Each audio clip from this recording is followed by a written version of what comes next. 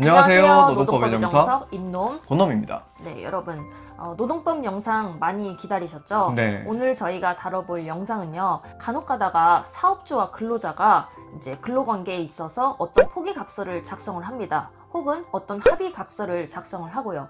이 각서에 있어서 가장 빈번하게 맺어지는 각서가 무엇인지 저희가 탑5를 뽑아봤습니다. 네. 그리고 이 각서의 효력이 유효인지 무효인지 한번 다뤄보도록 하겠습니다.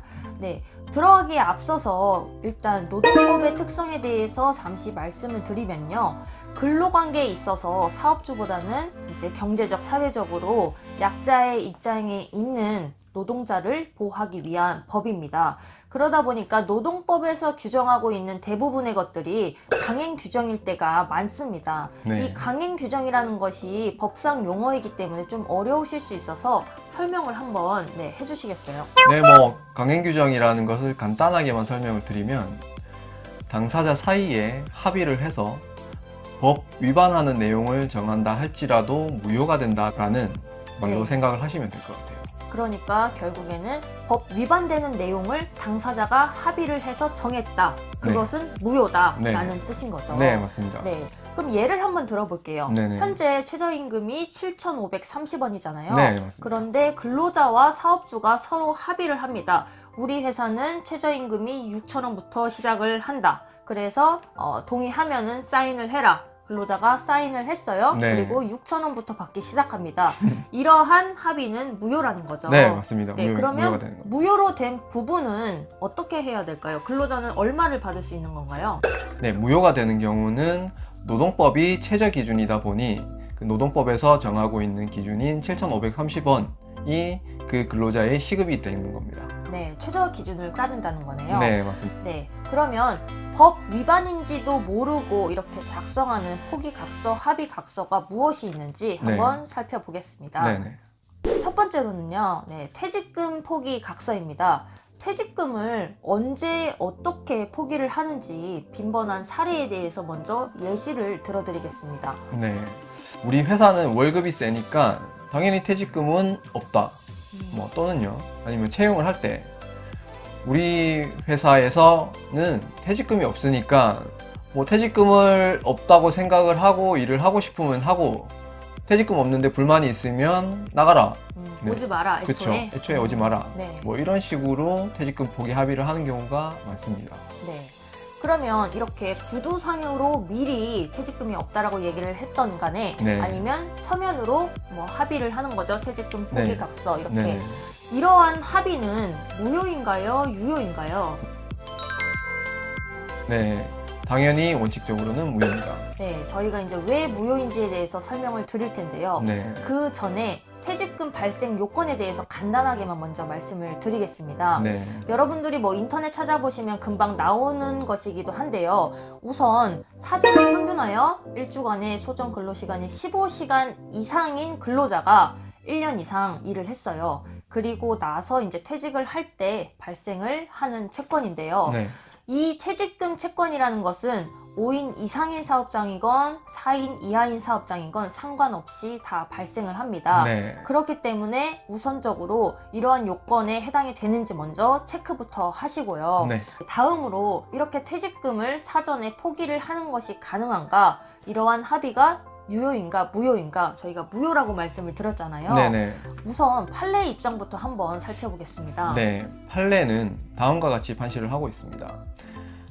퇴직 시에 발생을 하는 퇴직금 청구권은 사전에 포기를 하거나 아니면 사전에 민사소송을 제기를 하지 않겠다는 부재소 합의를 하거나 모두 강행법규에 위반되어 무효다라고 판시하고 있습니다. 네, 결국에는 근로자가 퇴사를 할 당시에 할 때 퇴직금 채권이 발생한다는 거잖아요. 네, 맞습니다. 그런데 그것을 사전에 포기를 하는 것이 강행법규 위반이다 라는 판례의 입장인데요.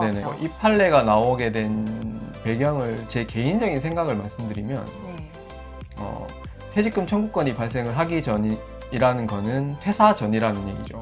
그러니까 퇴사 전이라는 말은 근로자의 지위를 유지하고 있는 기간이라는 겁니다. 네. 그러니까 사업주하고 근로자의 관계에서는 사업주가 경제적, 사회적으로 우월한 지위에 있는 거죠. 그러니까 그 우월한 지위를 이용을 해서 강압적으로 그러한 포기각서를 작성할 우려가 있다는 겁니다. 그래서 이러한 우려를 종식시키기 위해서 그 근로자의 지위를 유지하고 있는 기간 동안은 퇴직금 포기 합의를 하더라도 무효다라고 판시를 하지 않았나라고 개인적으로 좀 생각이 드네요. 저희가 이 쟁점과 관련해서 사건을 진행을 했던 적이 있습니다. 그 사례를 또 간단히 말씀을 드려보겠습니다. 독일 외국인 근로자 사건이었는데요. 회사에서 이렇게 거짓말을 합니다. 외국인 근로자는 퇴직금이 없다. 한국인 근로자만 퇴직금이 있다. 라고 이제 얘기를 합니다. 그리고 독일 근로자가 이제 퇴직을 할 당시 그 즈음에 어떤 합의 문서를 작성을 합니다. 그 내용에는 뭐라고 되어 있냐면요. 퇴직금이 이제 지급을 안 하니까 어떤 위로금 형태로 퇴직금의 3분의 1 정도 되는 금액을 지급을 하고 앞으로 퇴직 후에 수당이라든지 임금과 관련해서 민형사상 이의를 제기하지 않는다라는 합의서를 작성을 했습니다. 쟁점은 뭐였죠, 이 사건에서? 이 사건의 쟁점은 그 합의각서의 작성 시기였습니다. 그러니까 이 합의각서가 퇴사 전에 작성이 되었나 아니면 퇴사 후에 작성이 되었냐. 다행히도 이 합의서 작성을 퇴사하기 한 15일 전쯤에 작성을 했습니다. 이게 날짜까지 다 나와 있었고요. 저희가 앞서 말씀드린 사례인 퇴직금 사전 포기 사례였습니다. 그래서 결국에는 이제 사건이 잘 해결이 되고 해당 합의서는 무효가 되고 근로자는 퇴직금을 다 받을 수 있게 되었습니다. 그런 사건이 있었고요. 두 번째로는 연차 미지급 합의각서입니다. 연차를 지급하지 않는다라는 내용이겠죠. 구체적으로 어떤 사례들이 있는지 한번 말씀해 주시겠어요? 빈번한 사례들이 많은데요. 첫 번째로는 우리 회사는 휴가 같은 거 따로 없다. 이렇게 말씀하시는 경우도 많고요. 아니면 우리 회사는 여름휴가 3일 말고는 휴가 없다. 이렇게 말씀하시는 경우도 있고 아니면 우리 회사는 빨간 날 다 쉬니까 그러니까 국공휴일 다 쉬니까 휴가는 당연히 없다. 이렇게 말씀하시는 경우가 많습니다. 앞서 말씀드린 사례에서 보셨듯이 회사에서 우리 회사는 연차 휴가가 없다. 혹은 근로자도 이에 동의를 했다. 라고 합니다. 그러면 이러한 합의가 유효인지 무효인지 먼저 판단을 하기 전에 저희가 연차휴가 발생 요건에 대해서 먼저 말씀을 드릴게요. 연차휴가 관련한 영상이 많기 때문에 여러분들이 이미 보셨을 수도 있겠지만 5인 이상 사업장에 우선 여러분들이 다니셔야 하고요. 그다음에 4주 평균하여 일주간의 소정 근로시간이 15시간 이상 일하는 근로자여야 합니다. 이러한 분들은 연차 휴가가 당연히 발생을 하고요. 만약에 연차를 사용하지 못했다라고 한다면 미사용 수당으로 정산을 받으셔야 합니다. 그러면 이제 이렇게 요건을 갖추어서 연차가 발생을 하잖아요. 그런데 회사가 임의로 앞서 말씀드린 것처럼 우리 회사는 연차가 없다 이렇게 통보를 하거나 혹은 근로자의 사인을 받아서 합의서를 작성을 합니다. 이럴 경우에 유효인가요? 무효인가요? 역시 무효입니다. 강행법규인 근로기준법 위반으로 무효가 되는 겁니다. 그런데 하나 주의할 점이 있다고 들었어요. 앞서 말씀드린 사례 중에요. 우리 회사는 빨간 날, 그러니까 공휴일은 다 쉬니까 연차휴가가 없다라고 하는 경우, 이 경우는 조금 생각을 해보셔야 될 부분들이 있어요. 이거를 굳이 이제 법적으로 말씀드리면 연차휴가 대체 합의라고 말씀을 드릴 수 있는데요. 이 부분에서 간단하게 좀 설명을 해주시면. 연차 대체 합의가 무엇이냐? 우선 연차휴가 대체 제도에 대해서 설명을 먼저 해드리겠습니다.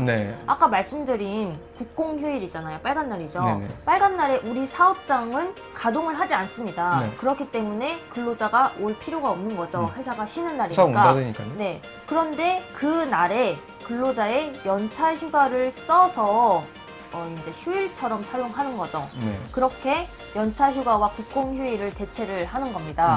그런데 이렇게 말은 휴일이잖아요. 네네. 뭐 빨간 날 휴일이라고 하는데 다른 사람들 다 쉬는 걸로 알고 있고 네. 휴일로 알고 있는데 네. 이 휴일에 연차 휴가를 이렇게 대체를 한다라는 게 네. 말이 되는 일인가요? 네.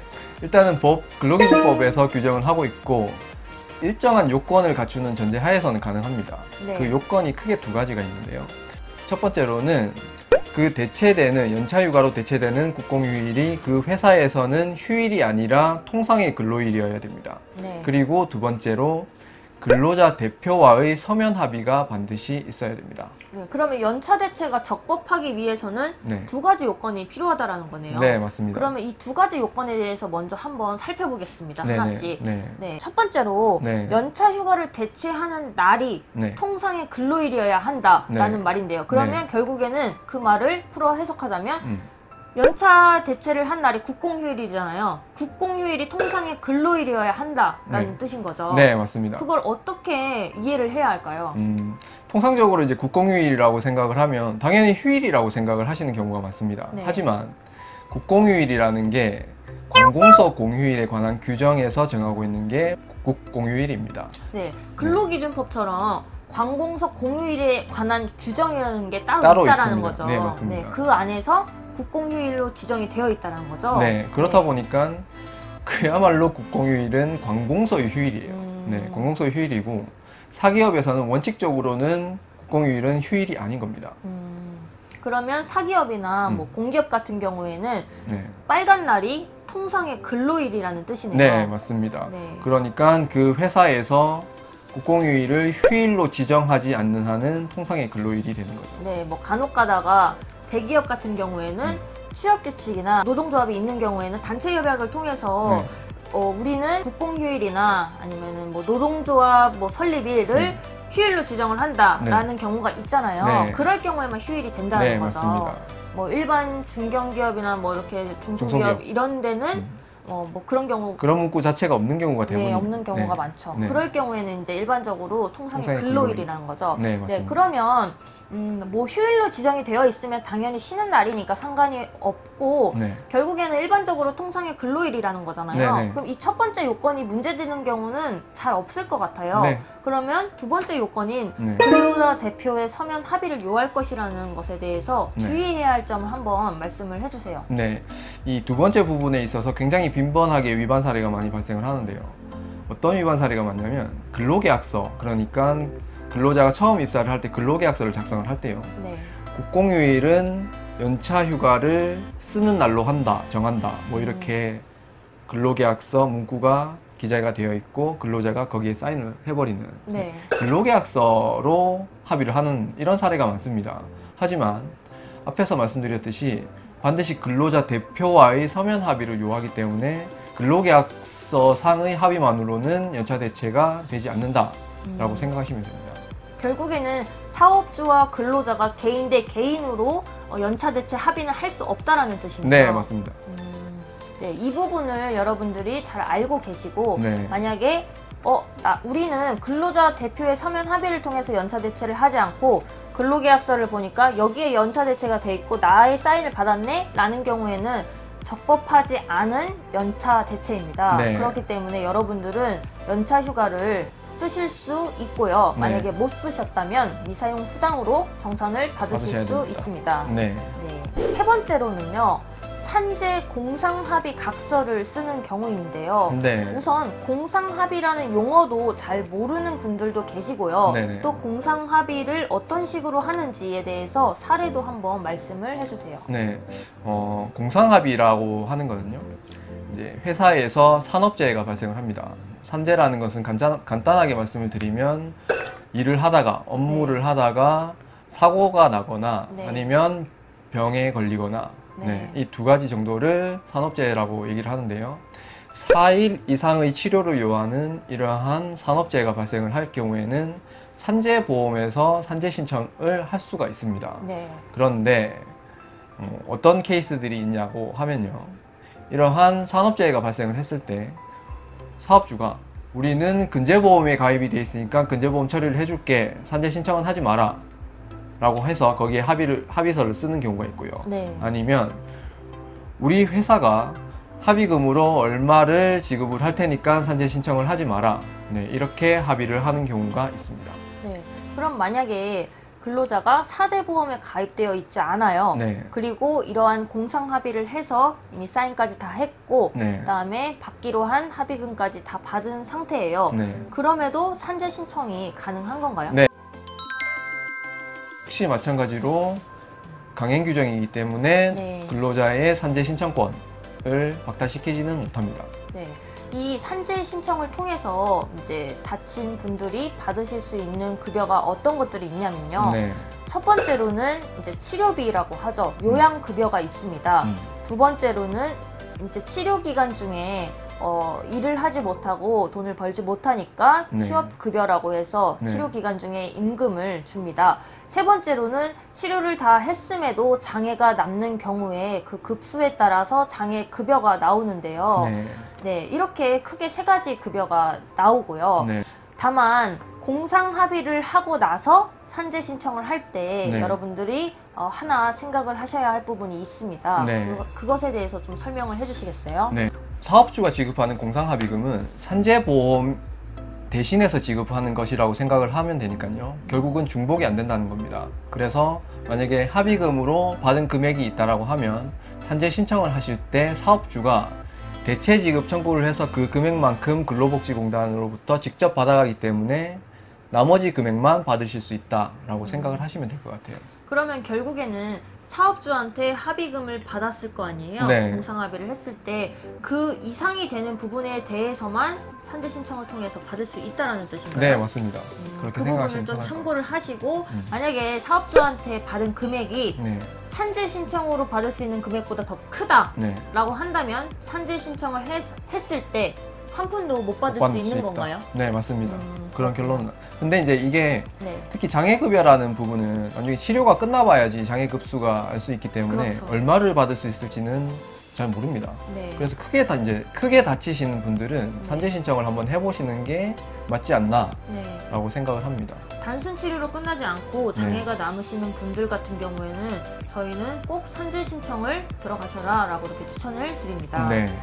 네 번째로는요. 네. 위약 예정 금지인데요. 네. 이 위약 예정이라는 게 무슨 말인지 잘 모를 것 같아요. 네. 그래서 일단 개념 설명을 먼저 한번 하고 들어가겠습니다. 네. 위약 예정이라는 거는 뭐 근로기준법상 위약 예정만 말씀을 드리면 네. 네, 근로자가 근로계약 위반이 있었을 때 그 손해배상조로 일정 금액을 배상하기로 네, 예정을 하는 것을 위약 예정이라 하고요. 이것을 근로기준법에서는 금지하고 있습니다. 네. 네. 이 위약 예정을 하는 사례가 굉장히 많은 걸로 알고 있어요. 다양한 네. 사례가 있는데 네네. 한 3가지 정도만 예시를 한번 들어보겠습니다. 네, 조금 빈번하게 발생하는 사례를 한 3가지 정도 들어보면요. 네. 수습기간 6개월을 채우지 않고 나갔을 경우에는 임금을 지급하지 않는다. 네. 뭐 이렇게 약정을 하는 경우도 있고요. 아니면 우리는 교육기간이 3개월인데 이 교육기간을 지나고 나서 1년을 채우지 않고 나갔을 경우에는 교육비 전액을 반환하기로 한다. 네. 네. 그리고 세 번째는 퇴사 30일 전에 미리 통보하지 않으면 500만 원을 손해배상으로 청구를 하겠다라고 미리 정하는 이런 케이스들이 있습니다. 네. 이러한 것을 따로 근로계약서에다가 문구를 넣든지 네. 아니면 따로 합의서를 작성을 하든지 하는 경우가 있잖아요. 네네. 이 세 케이스에 대해서 저희가 유효인지 무효인지를 한번 다뤄보도록 하겠습니다. 네네. 우선 첫 번째 케이스인데요. 수습기간 6개월을 미리 정해둔 거죠. 네, 맞습니다. 의무 재직 기간이라고 하는데요. 네. 이 기간을 만약에 위반하고 나가면 임금을 아예 안 줘버리겠다 이런 뜻인 건가요? 네, 맞습니다. 네, 일단 결론적으로 먼저 말씀을 드리면 네. 유효인가요? 무효인가요? 무효입니다. 이런 내용을 정하는 것 자체가 무효고요. 근로계약 위반에 대해서 일정 금액을 손해배상액으로 예정을 하거나 아니면 임금 자체를 손해배상으로 예정을 하는 것은 무조건 무효입니다. 네, 그렇기 네. 때문에 6개월을 채우지 않았다고 임금을 안 주겠다. 이거는 무효라는 거죠. 네, 맞습니다. 임금은 받으실 수 있습니다. 네네. 네, 두 번째로는요. 네. 3개월의 교육 기간을 거쳐서 이제 그 교육을 가는 대신에 교육 비용을 회사에서 다 내주는 거죠. 네, 맞습니다. 네. 교육비용. 그리고 나서 1년을 일을 해야 한다라고 네. 기간을 정해놓는데 네. 그 이전에 나가는 경우 회사의 입장에서는 근로자한테 3개월이라는 교육 기간과 이제 비용을 투자를 한 거잖아요. 네, 맞습니다. 네, 그래서 그 투자비를 다시 환수하겠다, 교육 비용을 반환해라 네. 하는 경우 이 약정은 유효한가요? 무효인가요? 네, 이거는 케이스마다 다른데요. 네. 뭐 이 약정을 굳이 잠시 간단하게 설명을 해드리면 교육 비용을 회사가 미리 근로자한테 지급을 하고 네. 근로자가 일정한 의무 재직 기간을 채울 경우에는 이 교육 비용 반환을 면제해 주겠다. 네. 네, 이런 계약으로 보시면 되고요. 판례는 다음과 같이 판시를 하고 있습니다. 네. 세 가지 요건 하에 이러한 교육비 반환 약정이 무효가 아니다. 그러니까 위약 예정 금지에 위반되지 않는다라고 판시를 하고 있는데요. 그 첫 번째 요건으로는 교육비 반환 약정이 필요성이 있어야 된다라고 얘기를 하고 있습니다. 그리고 두 번째로는 그 교육을 근로자가 자발적으로 근로자가 원해서 신청을 하고 그 근로자를 위한 교육이기 때문에 근로자가 부담을 하였어야 할 비용을 사업주가 대신 부담하였다라는 사정이 인정이 되어야 되고요. 네. 그리고 세 번째로는 그 의무 재직 기간과 의무 재직 기간을 채우지 않았을 경우 상환해야 할 교육 비용이 합리적이고 타당한 범위 이내여야 한다. 네, 이렇게 판시를 하고 있습니다. 그러면 이러한 세 가지 요건을 갖추어야지 교육비 반환 약정이 유효하다라는 거죠. 네, 맞습니다. 그런 세 가지 약정을 갖추었을 경우에는 이게 위약 예정이 아니라 교육비 반환의 면제 기간이다. 그래서 위약 예정 금지에 위반되지 않는다라고 판시를 하고 있는 겁니다. 근데 보통의 이제 사례들을 보면요, 네. 어떤 경우가 많냐면 근로자는 원치 않았어요, 그 네. 교육을. 하지만 이 교육을 꼭 수료를 해야 우리 회사에서 일을 할 수 있다. 혹은 이 교육을 거쳐야지만 우리 회사에 적응하고 일을 할 수 있다라고 해서 이제 근로자가 뭐 원치 않았지만 교육을 하는 경우가 꽤 상당한 걸로 알고 있습니다. 네, 맞습니다. 대부분이 회사 필요성에 의해서 네. 교육이 되죠. 근로자가 먼저 나 이거 배우고 싶다. 이거 좀 교육 비용 좀 먼저 내달라. 네. 이렇게 하는 경우는 사실 잘 못 봤거든요. 네, 맞습니다. 네, 그러면 앞선 사례에서 이제 회사의 필요성에 의해서 교육을 한 경우에 이 교육 비용을 그러면 이런 경우에도 반환을 해야? 네, 아닙니다. 이런 경우에는 위약 예정 금지에 위반하기 때문에 무효가 되고 반환할 필요가 없다라고 하는 것이 판례입니다. 네, 그렇습니다.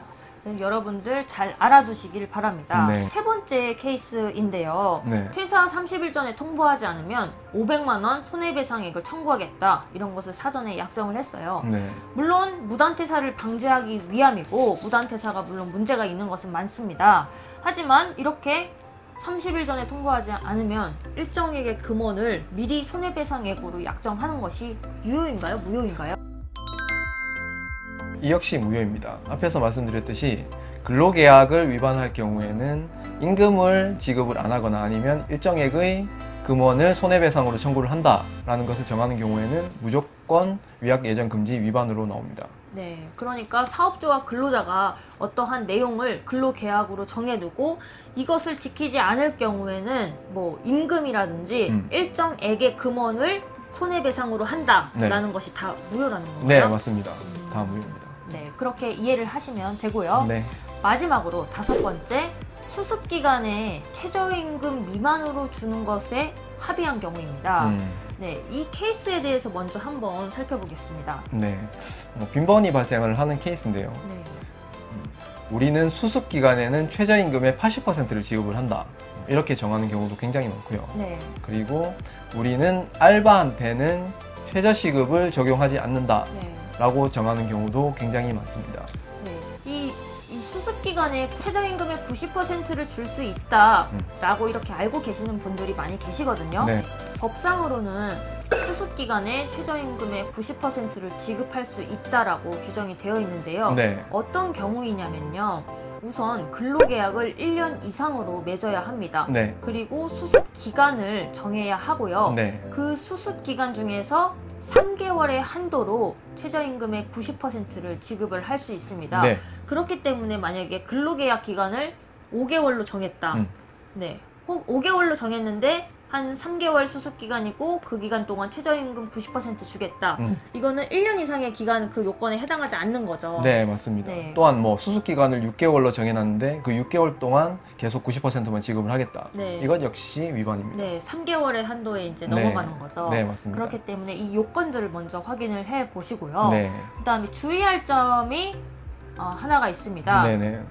주의할 점은 이 90%라는 것은 법상 최저임금 기준입니다. 그렇다 보니까 이런 경우가 굉장히 빈번한데요. 자기 월급 기준으로 수습기간 동안에는 뭐 80%를 지급을 한다. 아니면 자기 월급 기준으로 70%를 지급을 한다. 이렇게 계약을 하는 경우가 굉장히 많아요. 네. 그런데 이게 무조건 90%가 안 되니까 법 위반이다 라고 생각을 하시는 분들이 굉장히 많은데요. 말씀드렸다시피 법의 90%는 법상 최저임금 기준이다 보니까 네. 자기 임금의 80%나 70%가 법상 최저임금의 90%보다 같거나 많을 경우에는 법 위반이 아니다. 네.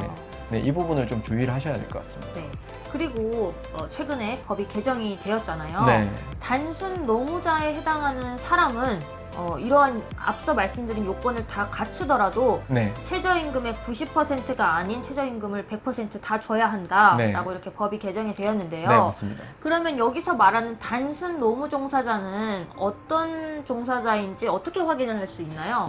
그거는 저희가 여기서 전부 말씀드릴 수는 없고요. 한국표준직업분류상 대분류 9에 나와 있습니다. 거기에 보면 뭐 프랜차이즈 배달원, 그다음 뭐 주유원 이렇게 네, 쭉 나와 있는데 여러분들의 이제 그 업종이 해당이 되는지 직무가 해당이 되는지 한번 살펴보시길 바랍니다. 네. 이상으로 저희가 준비한 영상은 마치겠고요. 네, 저희가 이 영상을 준비한 이유는요. 네. 사업주건 근로자건 잘 모르시고 상호간에 어떤 계약을 하면은 그것이 법이 된다라고 생각을 하시는 경우가 많습니다. 네. 하지만 이게 노동법이라는 특성이 노동자를 보호하기 위한 법이고 그래서 강행 규정으로 되어 있는 것들이 많다 보니까 그 강행 규정을 위반한 계약은 이제 법 위반이 되는 것이고 그에 따라서 이제 뭐 처벌을 받을 수도 있고 다툼이 분쟁이 발생할 수도 있고 네. 이렇기 때문에 저희가 사전에 미리 이러한 것들은 강행 규정이고 따로 계약을 해도 소용이 없다, 무효다 네. 이런 것들을 말씀드리고자 이렇게 영상을 찍었습니다. 네, 맞습니다. 이 이외의 것들도 많긴 한데요. 네. 저희가 빈번하게 발생하는 탑 5만 네, 영상으로 준비를 해봤습니다. 네, 법 꼭 지키시고요. 다음 영상에서 뵙겠습니다. 안녕히 계세요. 한국표준직업분류상 대분류 9 그거는 저희가 여기서 전부 말씀드릴 수는 없고요. 한국직업표준분류 아닙니다. 한국표준직업분류상 대분류 9에 나와 있습니다.